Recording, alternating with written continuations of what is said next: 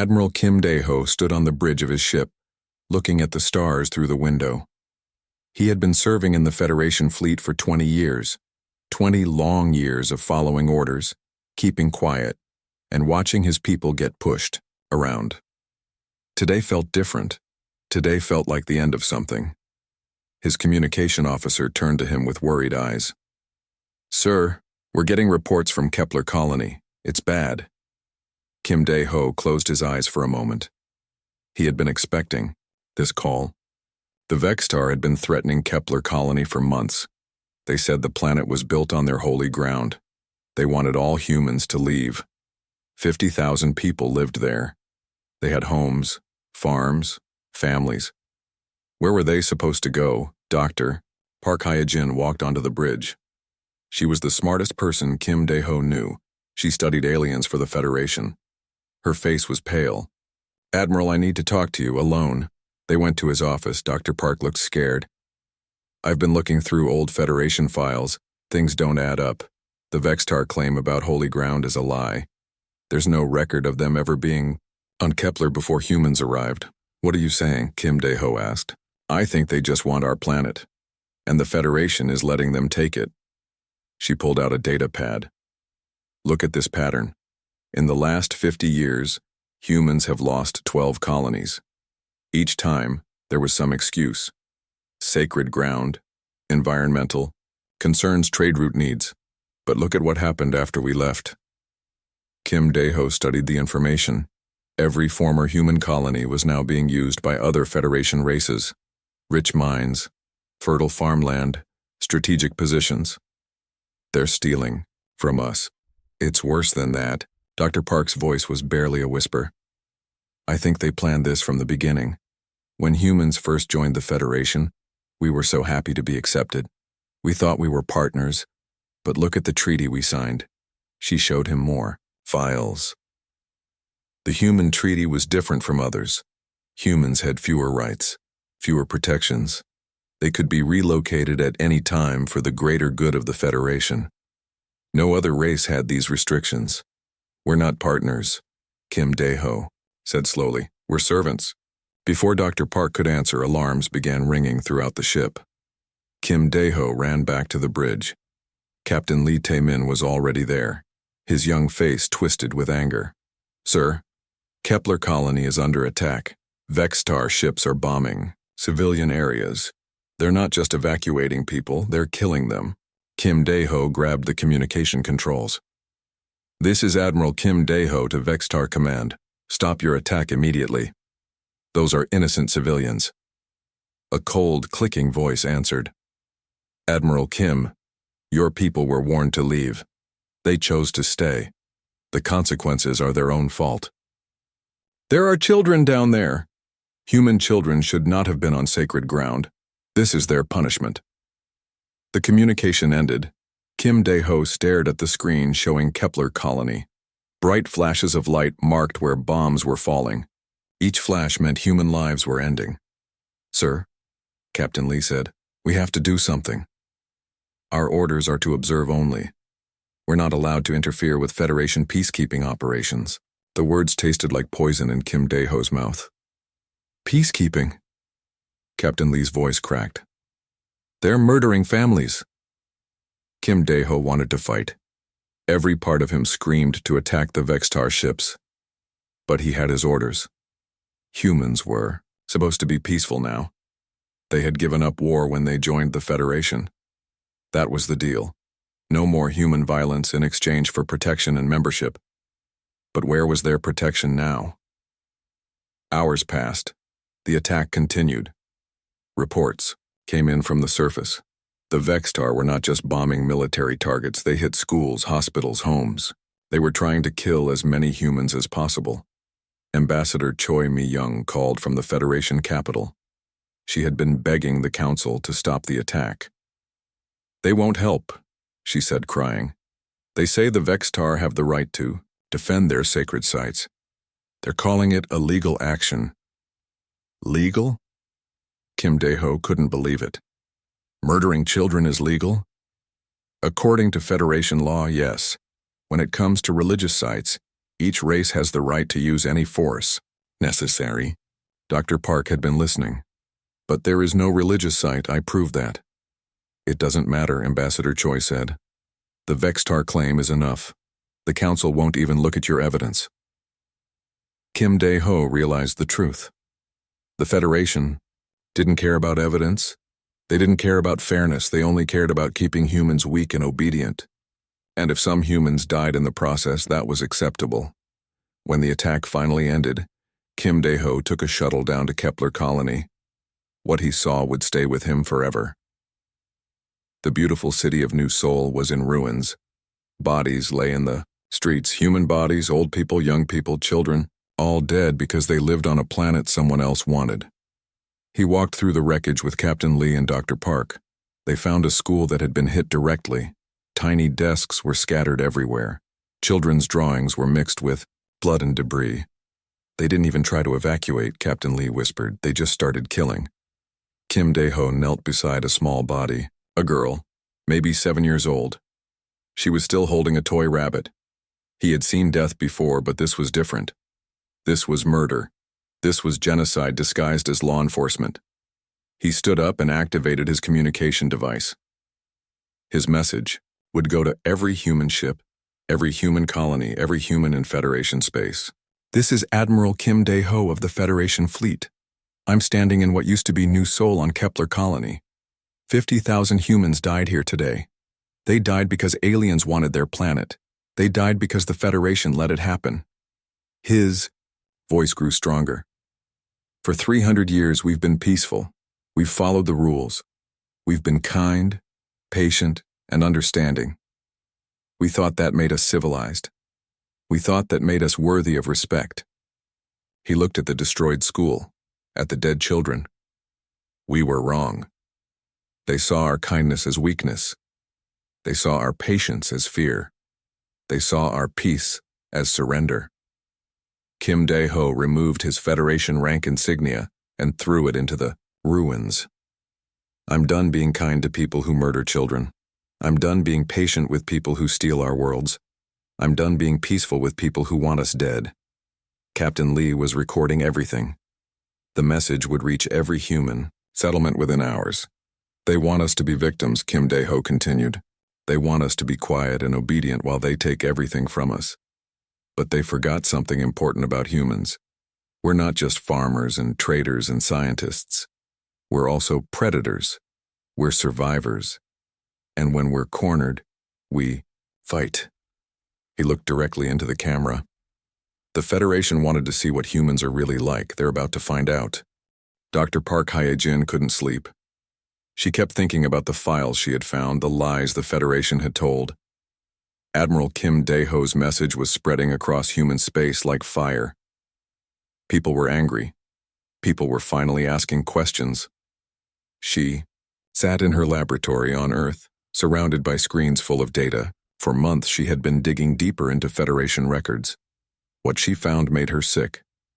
The massacre at Kepler Colony wasn't the first time humans had been killed. It was just the biggest. Every few years humans died in accidents or conflicts with other Federation races. A mining accident here, a shipping dispute there, a territorial disagreement somewhere else. But when Dr. Park looked at the numbers, she saw the truth. Humans were being killed on purpose. The Federation was slowly getting rid of them. Her computer beeped. New files had been unlocked. Other human scientists were sharing their research now, things they had kept secret for years. Dr. Park opened the first file and gasped. It was a Vextar breeding program. They were planning to use human worlds as nurseries for their young. But adult humans were incompatible with Vextar larvae, so the humans had to be removed first. All of them. Another file showed Mordeth mining operations. They had identified valuable crystals under 20 human colonies. The easiest way to get to them was to relocate the human settlers, forever. A third file was even worse. The Zul'Quran had been experimenting on humans for decades, taking people from remote colonies, studying their biology, trying to understand human psychology. They wanted to know how to control humans better. Dr. Park called Admiral Kim Dae-ho immediately. We need to meet. All the human leaders. What I found changes everything. 2 days later, they gathered in secret on Luna Base. Admiral Kim Dae-ho was there, along with other human military officers who had left the Federation fleet. General, Oh Chang-wook had been building something called the Human Liberation Army. Commander Yoon So-ra led a group of pilots who refused to fly Federation missions anymore. Chief Engineer Nam Hyun-woo had been designing new weapons in hidden factories. Dr. Park showed them everything. The breeding programs, the mining plans, the human experiments. The room was silent when she finished. How long? General O asked quietly. The planning started almost as soon as humans joined the Federation, Dr. Park said. They never intended to treat us as equals. We were always meant to be temporary members. Temporary? Commander Yoon looked confused. They're going to kill us all, Dr. Park said simply. Not quickly like at Kepler, slowly, over generations. Take our colonies one by one, reduce our population bit by bit. In 100 years, there won't be enough humans left to matter. Admiral Kim Dae-ho stood up and walked to the window. Earth was visible outside, blue and beautiful and peaceful. They made one mistake, he said. What's that? General O asked. They assumed we would let them. Kim Dae-ho turned back to the group. They think humans are weak because we chose peace. They don't understand that peace was a choice, not our nature. Chief Engineer Nam pulled out his own datapad. I've been working on something, we all have. Human scientists never stopped developing new technology. We just kept it hidden. He showed them blueprints for ships, weapons, armor. All of it more advanced than anything the Federation used. We told them we were using their technology because it was the law, but we kept improving our own designs in secret. Why? Commander Yoon asked. Because some of us never trusted them completely, Nam said. My grandfather fought in the last human war before we joined the Federation. He told me something before he died. He said, trust them if you want, but never forget how to fight. Intelligence Officer Kang Yoon-ji had been quiet during the meeting. Now she spoke up. I've been monitoring Federation communications. They're planning something big. More attacks like Kepler, but coordinated across multiple human worlds. When? Admiral Kim asked. Soon. Maybe weeks, maybe months. They want to remove at least 10 human colonies in the next year. Admiral Kim looked around the room at these people who had once served the Federation faithfully. Now they were planning to fight it. Are we really going to do this? Are we going to war? They're already at war with us, General O said. They have been for decades. We just didn't know it. Dr. Park thought about all the dead humans she had found in the files, all the families destroyed, all the colonies lost. How many more Kepler colonies will we allow? She asked. Commander Yoon answered first. None. The others agreed. Chief Engineer Nam started talking about production schedules for new ships. Intelligence Officer Kang discussed communication networks to coordinate resistance cells. General O outlined training programs for human fighters. But Admiral Kim held up his hand. Before we start, everyone needs to understand something. If we do this, there's no going back. We won't be the peaceful humans the galaxy knows anymore. We'll be something else, and what will we be? Dr. Park asked. Survivors, Kim said. And survivors do whatever it takes to survive. Over the next few months, the word spread quietly through human space. Scientists shared forbidden research. Engineers built hidden weapons factories. Farmers learned to shoot. Merchants became spies. Teachers turned into soldiers. The Federation noticed some changes. Human ships started having technical problems that kept them away from Federation patrols. Human colonies reported equipment failures that made it hard for alien inspectors to visit. Human diplomats started asking more questions and accepting fewer explanations. But they didn't understand what was really happening. They couldn't imagine that peaceful, obedient humans were preparing for war. Captain Lee Tae-min had been recruiting other young officers who were disgusted by what they saw at Kepler Colony.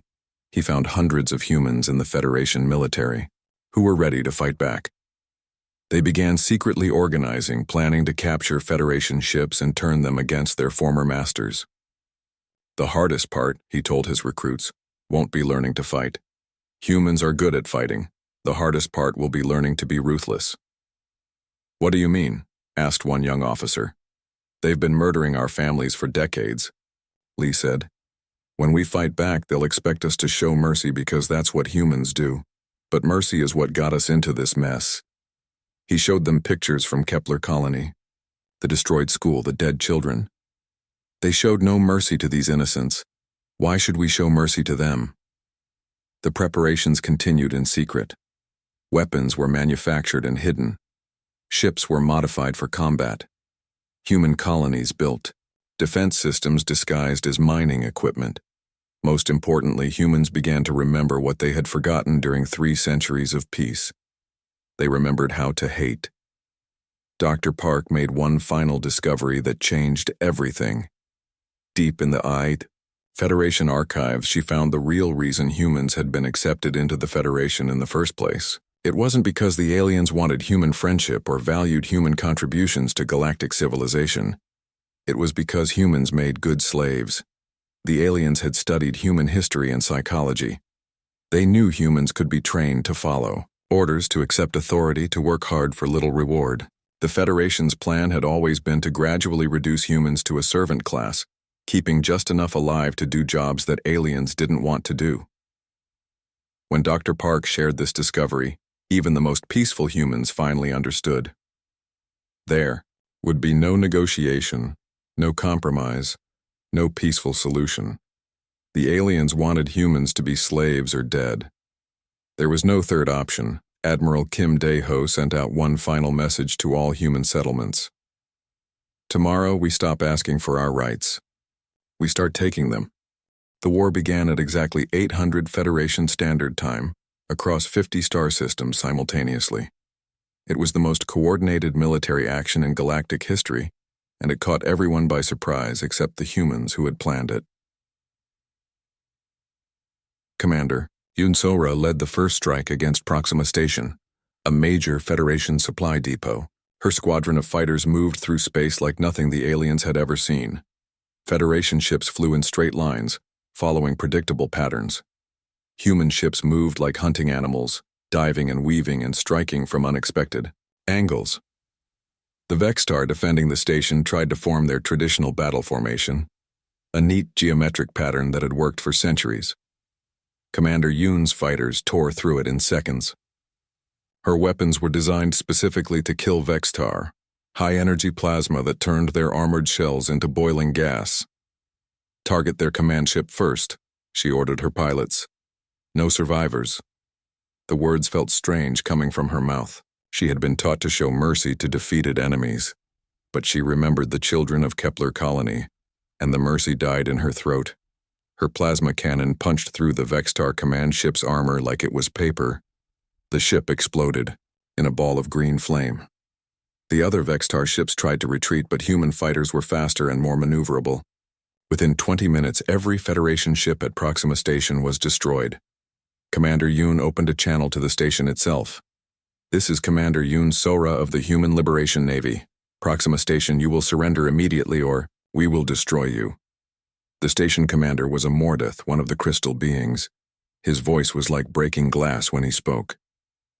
Human Commander, this is an illegal attack. The Federation Council will... The Federation Council is finished? Yoon interrupted. Surrender now or die now. Choose quickly. The Mordath tried to argue about galactic law and proper procedure. Yoon cut off the communication and ordered her ships to open fire. The station's shields lasted less than 5 minutes against concentrated human firepower. Similar scenes were playing out across human space. General Oh Chang-wook had taken his army to Titan's Gate, the most heavily defended Federation fortress in the sector. The alien generals there were completely unprepared for human military tactics. Federation armies fought like they were performing a dance. Each move was planned, predictable, ritualized. Battles were supposed to be civilized affairs with clear rules and minimal casualties. General O threw out the rulebook immediately. His forces attacked from 6 different directions at once, using every dirty trick humans had learned during thousands of years of warfare on Earth. They hit supply lines first, cutting off food and ammunition. They used electronic warfare to jam communications. They spread false information to confuse enemy commanders. Most shocking of all, they targeted officers first. In Federation warfare, killing enemy leaders was considered unsporting. Battles were supposed to be contests between common soldiers, while officers watched safely from the rear. General O's snipers made sure no Federation officers stayed alive long enough to give orders. Within hours, the mighty fortress was in chaos, its defenders running in circles without leadership. "This isn't war," one captured Zul'Quran gasped as human soldiers tied him up. "This is madness."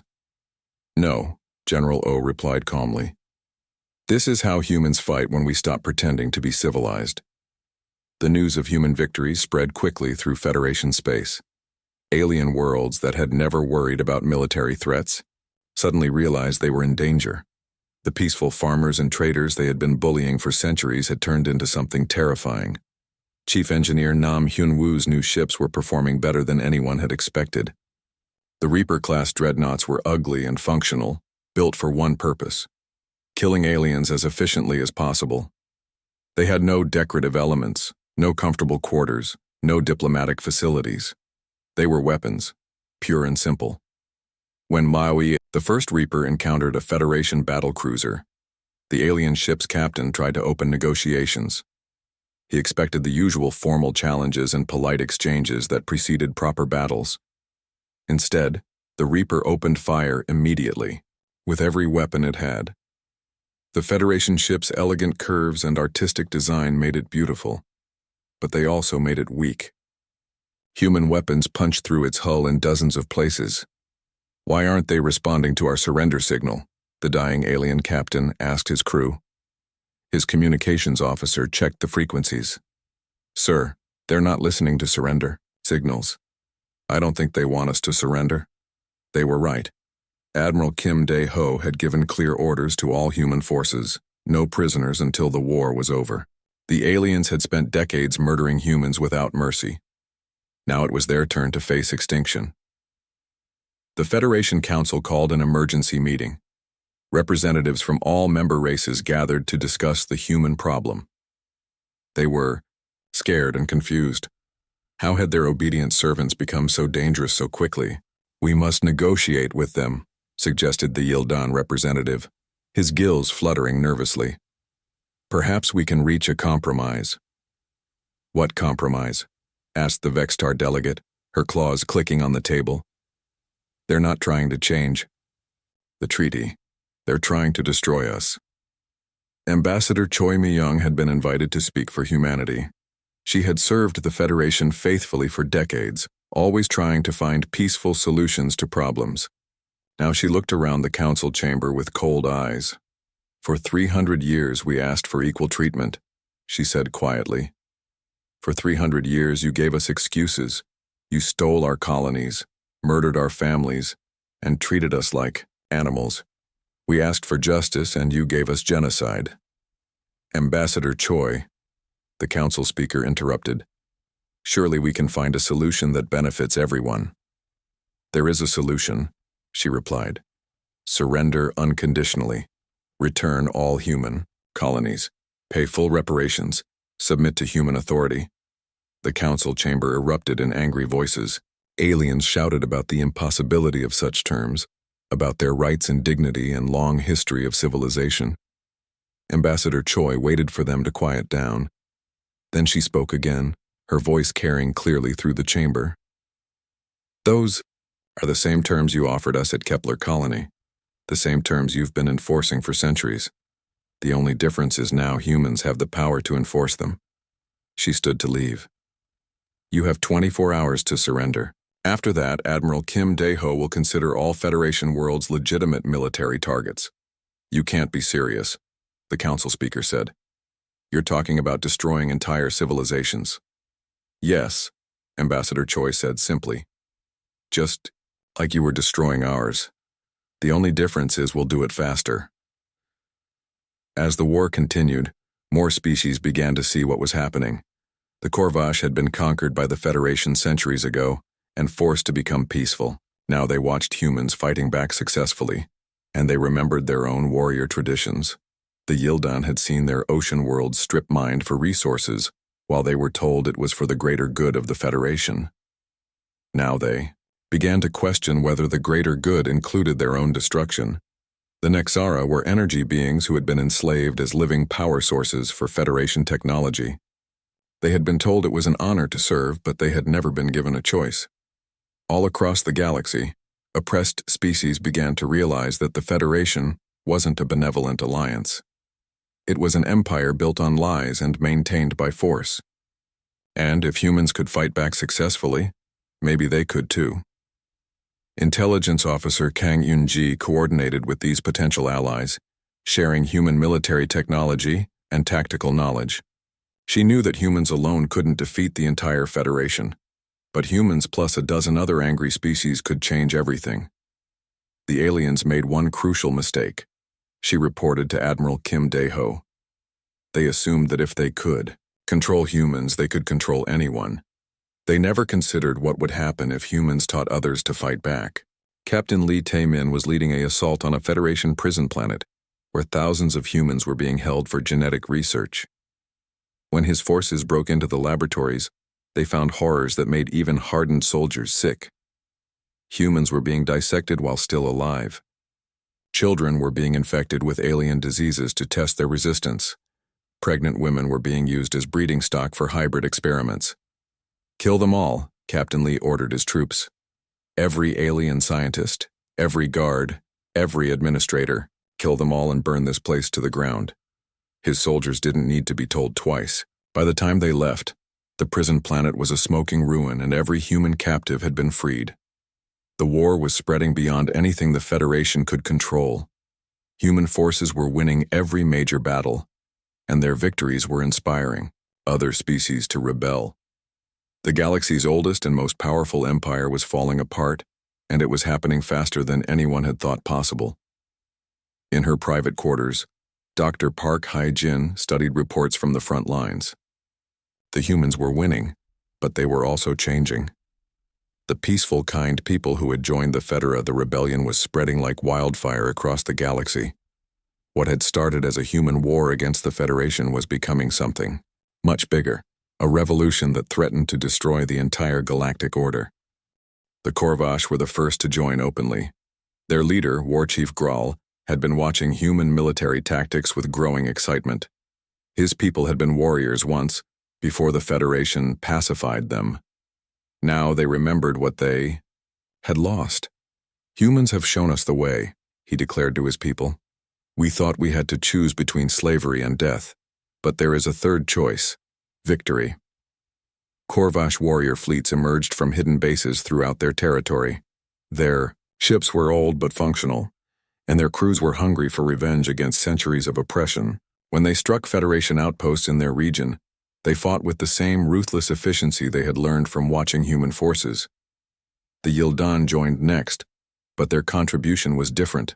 As aquatic beings, they couldn't fight in space battles, but they controlled the galaxy's water supplies.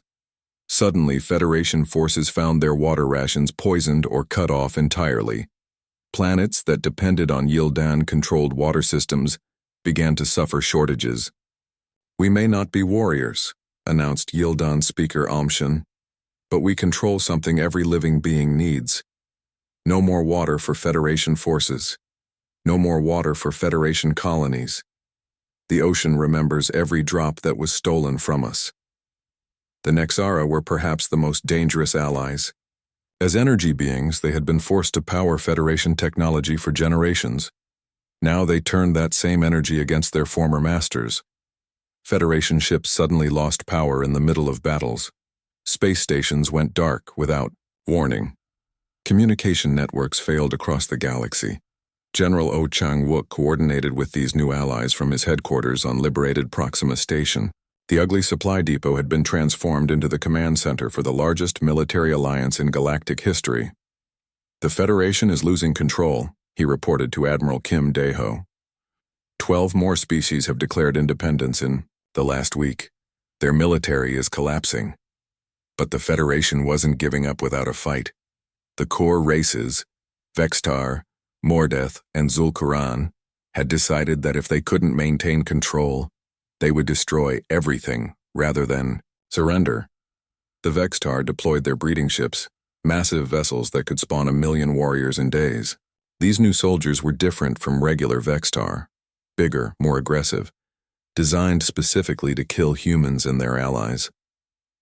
Commander Yun Sora led the attack on the first breeding ship. Her fighters had to navigate through clouds of newly hatched Vextar soldiers, each one trying to tear human ships apart with their claws. "There are too many of them," her wingman reported. His ship was covered with Vextar soldiers, their claws scratching through his armor.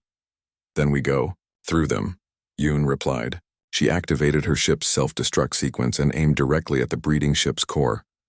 At the last second, she ejected, watching her fighter explode inside the alien vessel. The breeding ship died in a chain reaction that lit up the entire system, but there were dozens more scattered throughout Vextar space, each one producing thousands of new enemies. The Mordeth response was even more terrifying. They activated ancient weapons that had been sleeping in their crystal caves for millennia, planet crackers that could split worlds in half.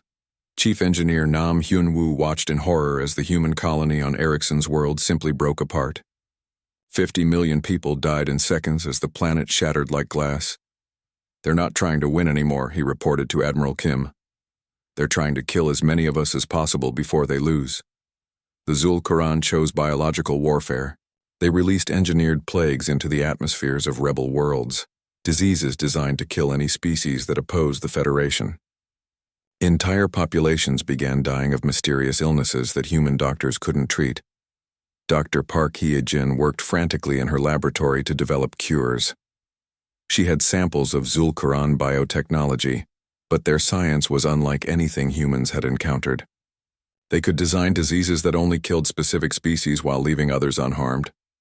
"We need to capture a Zul'Quran research facility," she told Intelligence Officer Kang Yoon-ji. "I need their equipment and their scientists, living ones." Kang, Kunji organized the most dangerous mission of the war. A team of human commandos would infiltrate a Zul'Quran bioweapons lab and capture it intact. The lab was deep inside enemy territory, protected by some of the Federation's best remaining forces. The mission succeeded, but barely. Half the human team died fighting through Zul'Quran defenses, but they brought back what Dr. Park needed: the equipment and knowledge to fight biological warfare with biological warfare. "If they want to play with diseases," she said grimly, "let's show them what human creativity can do." She designed viruses that specifically targeted each Federation race.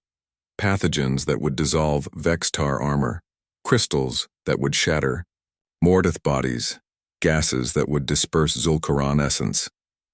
It was the most evil work she had ever done, but she remembered the dead children on Kepler Colony and hardened her heart. The war was becoming more brutal every day. Both sides were abandoning any pretense of civilized behavior. Federation forces began executing human prisoners publicly, hoping to terrorize the rebellion into surrendering. Human forces responded by doing the same to captured aliens. Captain Lee Taemin found himself ordering the execution of 1,000 Vextar prisoners after they murdered human civilians on Centauri Prime. He watched the aliens die and felt nothing except tired satisfaction. "What are we becoming?" asked one of his officers afterward. "We're becoming what we need to become to survive," Lee replied. "We can worry about our souls after the war is over." The final push began when Admiral Kim Dae-ho decided to attack the Bio Federation capital directly. It was the most heavily defended system in the galaxy, protected by massive fleets and planetary defense systems that had never been tested in real combat. "This is madness," argued some of his advisors. "We should negotiate now while we're winning. We don't need to destroy their capital." "Yes, we do," Kim replied. "As long as the Federation capital exists, they'll think they can rebuild. We need to show them that their empire is truly over." The human fleet that assembled for the final battle was the largest armada in galactic history. Ships from dozens of rebel species joined human vessels in a massive formation that stretched across multiple star systems. but the Federation was waiting for them. Every remaining Federation ship had been called back to defend the capital. Ancient defense platforms that had been dormant for centuries came online. The space around the capital world bristled with weapons. The battle began with long-range bombardment that lit up space like a second sun. Federation defensive fire destroyed dozens of rebel ships in the first few minutes. But the rebels kept coming, wave after wave of vessels crashing against the Federation lines. Commander Yoon led her fighters through the chaos, targeting Federation command ships and communication relays. Her pilots had learned to fight like their ancestors fought on Earth, not with honor or glory, but with deadly efficiency. General O directed ground forces preparing to assault the capital planet itself. His soldiers were no longer the peaceful humans who had joined the Federation centuries ago. They were hardened veterans who had seen too much death to show mercy. Intelligence Officer Kang coordinated with rebel forces throughout the system, making sure every Federation position was under attack simultaneously. She had become an expert at psychological warfare, broadcasting images of Federation atrocities to demoralize enemy forces. Dr. Park had created special weapons for this battle, viruses that would shut down Federation computers, nanomachines that would corrode their armor, chemical weapons that would make their atmosphere unbreathable. The battle raged for days. Ships exploded like dying stars. Whole fleets were reduced to wreckage. The space around the Federation capital became a graveyard of twisted metal and frozen corpses. Finally, human forces broke through the inner defense ring.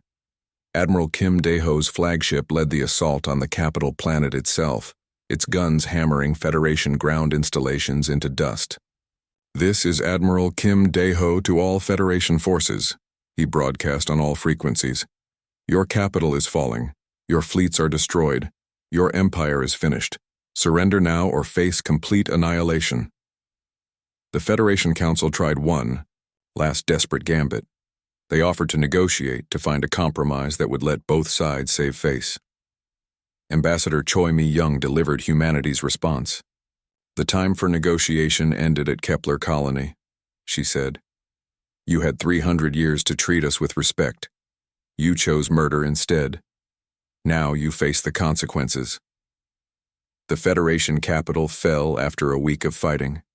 Human Marines stormed the council chambers where alien leaders had made decisions about human lives for centuries. The great halls where humanity had been humiliated and dismissed were now filled with human soldiers. Admiral Kim Dae-ho stood where the Federation speaker had once sat, looking down at captured alien leaders. Some were begging for mercy. Others maintained their dignity even in defeat. "You wanted to know what humans are really like," he told them. "Now you know. We can be as cruel as any species when you give us reason to." The Federation surrendered 18 months after the war began. It had been the shortest and most devastating conflict in galactic history. Entire star systems lay in ruins. Billions were dead. The galaxy's oldest civilization had fallen to a species that had been farming and trading peacefully just 2 years earlier. Admiral Kim Dae-ho sat in what used to be the Federation Council chamber, now serving as headquarters for the Provisional Galactic Government. The ornate alien artwork had been removed and replaced with simple human furniture. The message was clear. This was not the same galaxy it had been before the war. The surrender ceremony was broadcast to every world in known space. Representatives from the former Federation races knelt before human officials and formally submitted to human authority. It was a humiliation that would be remembered for generations. But Admiral Kim was not celebrating. Victory had come at a terrible price, not just in lives lost, but in what humanity had become. The kind, peaceful people who had joined the Federation centuries ago were gone, replaced by something harder and more ruthless. Dr. Park Hee-jin entered the chamber carrying reports from across human space. She looked older now, her hair gray, and her face marked by the stress of creating weapons designed to kill entire species. "The casualty reports are final," she said quietly. "We lost 40 million humans during the war. The Federation races lost over 2 billion. And the biological weapons?" Kim asked. "Contained and neutralized. The plagues have been stopped." She paused. But the knowledge of how to make them still exists. We can't uninvent what we learned. That was the problem they all faced now. Humans had discovered they were very good at war, perhaps too good.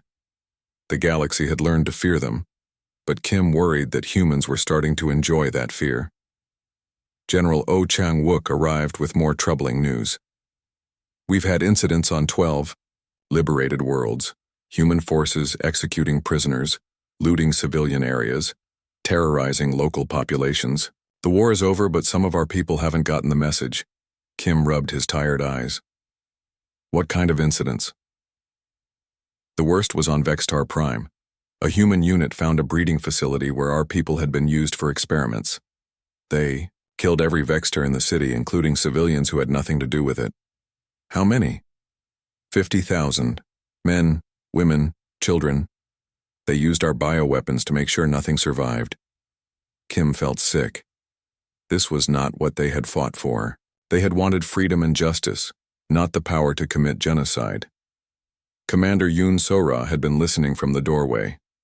Sir, with respect, maybe this is what victory looks like. Maybe this is what we had to become to win. And what happens next? Kim asked her.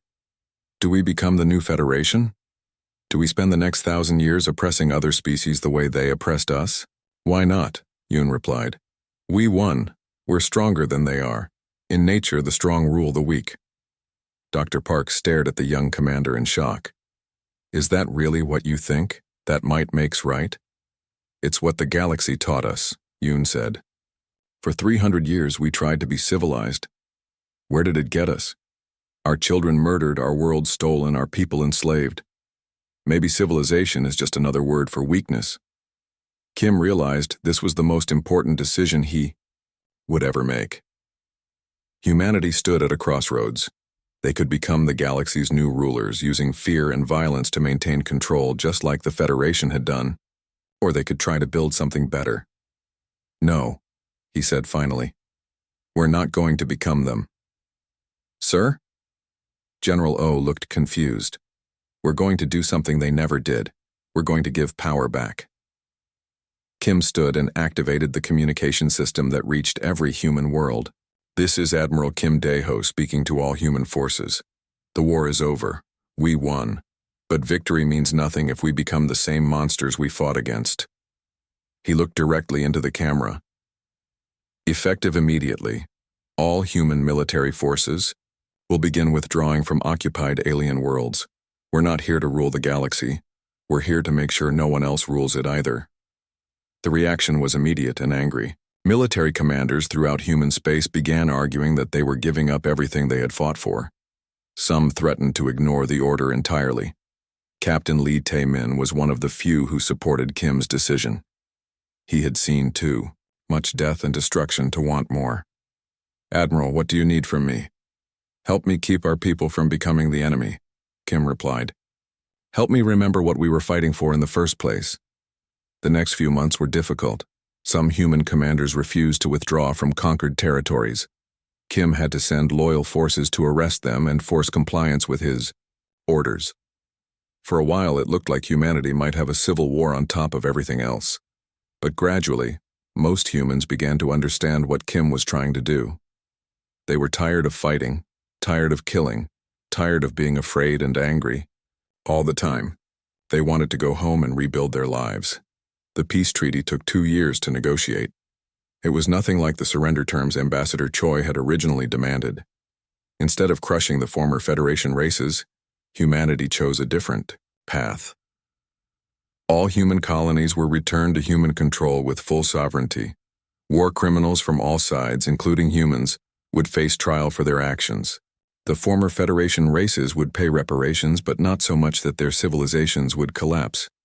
Most importantly, a new galactic council would be formed with genuine representation for all species. No single race would have the power to dominate others the way the Federation had dominated humanity. Why are you doing this? Asked Vextar speaker Clicktar during one negotiation session. You won the war. You could rule us all. Ambassador Choi, who had become humanity's chief negotiator, thought for a moment before answering. Because ruling you would make us like you. And we spent 300 years learning that we didn't want to be like you. The new galactic government was established on New Geneva, a neutral world that had never belonged to any major power. The Constitution was written by representatives from dozens of species, with humans having influence but not control. Admiral Kim Dae-ho was offered the position of Supreme Commander of Galactic Forces. He turned it down. "I've had enough of commanding armies," he told the selection committee. "Give the job to someone who understands peace as well as war." Instead, he returned to Earth and became a farmer. He had a small plot of land where he grew vegetables and raised chickens. Visitors often found it strange that the man who had defeated the galaxy's greatest empire was satisfied with such a simple life. Dr. Park Hye-jin established the Institute for Biological Ethics, dedicated to making sure the terrible weapons she had created during the war would never be used again. She spent her remaining years trying to undo some of the damage she had done. General O wrote military textbooks that became required reading throughout the galaxy. His theories of asymmetric warfare changed how conflicts were fought, but he always emphasized that the goal of war should be to achieve peace, not to gain power. Commander Yoon became an instructor at the new Galactic Naval Academy, teaching young officers from all species how to fight effectively, but also how to know when not to fight. Chief Engineer Nam focused on peaceful technology, designing ships for exploration and trade rather than war. He never built another weapon, though he kept the knowledge of how to do so if it was ever needed again. Intelligence Officer Kang worked for the new Galactic Peacekeeping Force, using her skills to prevent conflicts rather than win them. She specialized in detecting the kind of systemic oppression that had led to humanity's rebellion. Captain Lee became a therapist, helping veterans from all species deal with the trauma of war. He had seen too much death to ever be comfortable with violence again, but he understood why sometimes it was necessary. Ambassador Choi served as humanity's first representative to the new Galactic Council. She worked tirelessly to build the kind of peaceful, cooperative civilization that humans had originally hoped to join when they first encountered the Federation. 5 years after the war ended, the galaxy was a very different place. Trade flowed freely between species that had been enemies. Former Federation worlds were rebuilding with help from their former victims. Most importantly, no single species had the power to oppress others. But everyone remembered the lesson humanity had taught. Peace was a choice, not a given. Kindness was a gift that could be withdrawn. And any species that forgot these lessons might find themselves facing the same fate as the Federation. Kim Dae-ho was working in his garden when a young reporter came to interview him. She was Vextar, one of the species that had once tried to exterminate humanity. "Admiral Kim," she asked, "do you ever regret showing mercy to your enemies? Some humans think you gave up too much when you could have ruled the galaxy." Kim looked up from his tomato plants and considered the question. "My people spent 300 years being victims. Then we spent 18 months being monsters. Neither one felt good." He went back to his gardening. "Besides, ruling the galaxy sounds like a terrible job. Too many meetings, too much paperwork. I'd rather grow vegetables." The reporter seemed confused by his answer, but Kim was content. Humanity had proven they could be as ruthless as any species in the galaxy. Now they were proving they could choose not to be.